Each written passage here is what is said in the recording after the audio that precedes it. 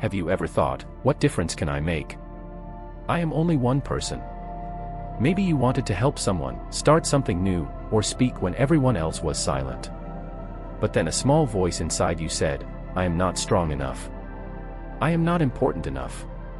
Someone better will do it. And so, you did nothing. But sometimes, the biggest change does not begin with the strongest person in the room. Sometimes, it begins with the person who is simply brave enough to carry a little light into the darkness. Today, I want to tell you a story about a quiet young boy, a terrible storm, and one small lantern that changed an entire village. Many years ago, between two great mountains, there was a small village called Bellwood. The village was peaceful and beautiful. Small houses stood beside narrow roads, farmers worked in green fields, and every evening, warm lanterns glowed outside the homes. Among the villagers lived a 16-year-old boy named Noah. Noah was different from the other boys his age. He was quiet. He did not speak much, and whenever important people were talking, he preferred to stand at the back and listen.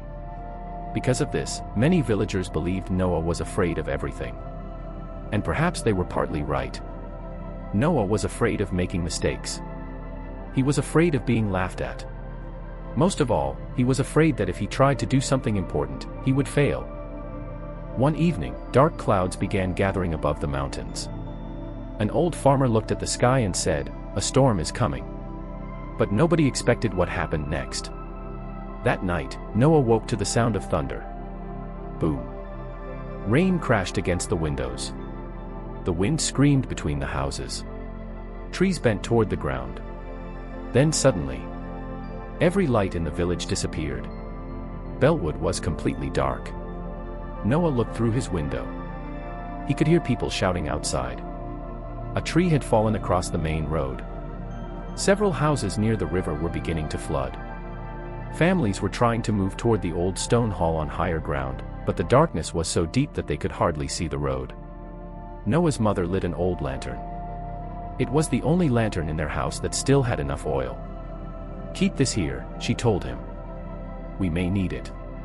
Noah looked outside again. Through the rain, he saw an elderly man trying to walk down the road. The man fell. He stood up. Then he fell again. Noah's hand moved toward the door. Then stopped. "What can I do?" he thought. "I am only one boy." For a few seconds, he stood there. Then he looked at the lantern. Noah picked it up. "I'll be back," he told his mother. And before fear could stop him, he stepped into the storm. The wind nearly blew the lantern from his hand.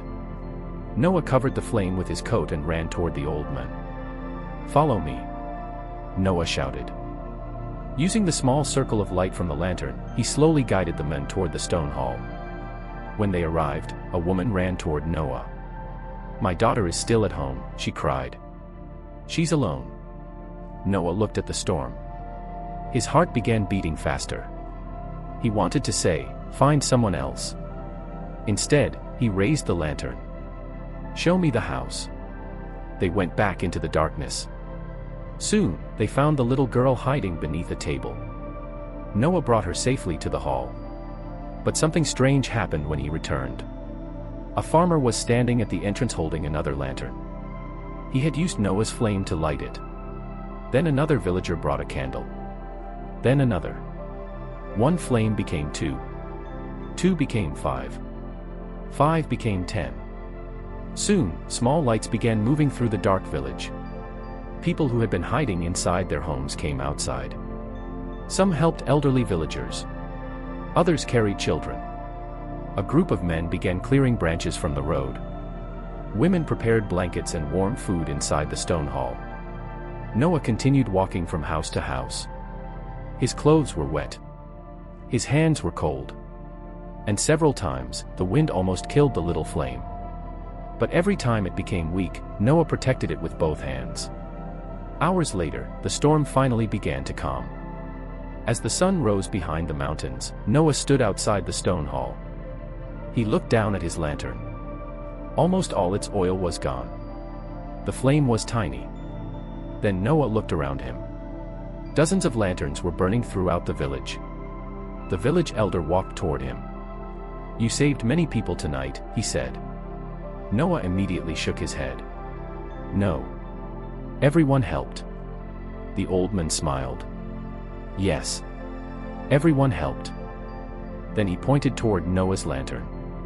"But someone had to carry the first light." Noah said nothing. For the first time, he understood something he had never understood before. Courage did not mean that he was no longer afraid. He had been afraid the entire night. Courage simply meant that something else had become more important than his fear. Years passed. Noah grew into a respected man. Whenever young people came to him and said, "I am too small to make a difference," Noah would take them to an old wooden shelf in his home. On that shelf stood a damaged lantern. Its glass was cracked. Its metal was dark from age. It could no longer produce a flame. But Noah never threw it away. He would point toward it and say, "That lantern never lit the whole village." The young people would look confused. Then Noah would smile. It only gave enough light for the next few steps. And those few steps were enough. My friend, life often makes us believe that we need to be powerful before we can make a difference. We think we need more money, more confidence, more knowledge, more followers, more experience. But you do not need to light the entire road before you begin walking. Sometimes, you only need enough light to see your next step. Maybe your lantern is the first video you are afraid to upload. Maybe it is the first page of the book you want to write.